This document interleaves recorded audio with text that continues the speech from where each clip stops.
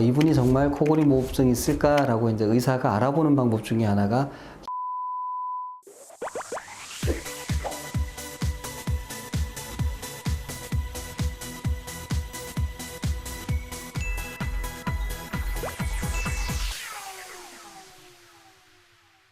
이 코골이 수면무호흡증의 원인이 이제 궁금하시다 이렇게 이제 생각하시는 분들이 많이 있고요. 실제로 코골이 수면무호흡증의 원인을 우리가 정확히 알면 완치할 수도 있지 않을까 이제 이렇게 생각을 당연히 하게 됩니다. 저도 그렇게 되면 참 좋겠습니다. 우선 코골이 수면무호흡증은 공기가 지나가는 길, 코, 그 다음 연구개 부분, 혀 뒷부분 이런 부분들이 좁아져서 생기는 문제입니다. 그래서 코 수술을 하고 목젖을 잘라서 없애고 혀를 조금 축소시키고 이런 형태의 이제 수술적인 치료가 사용이 되어 왔습니다. 근데 안타깝게도 그 수술적인 치료로 상당히 도움을 받는 분들도 있고요. 되게 편도가 크신 분들 중에는 도움을 조금 받습니다. 수술을 하고 나서 내가 참 수술하면서 많이 아프고 불편하고 고생을 했음에도 불구하고 코골이 수면무호흡증에 큰 변화가 없다라고 이제 얘기하시는 분들이 있습니다. 그런 분들 중에는 혀가 크고 두꺼운 분들이 상당히 많습니다.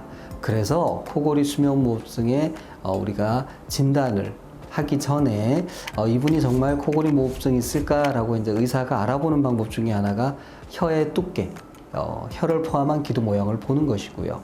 혀가 두꺼우면 두꺼울수록 기도를 많이 완벽하게 막아버립니다. 그래서 코골이 수면무호흡증이 심하고 또 간단한 수술로 해결 안 되는 경우가 많고요.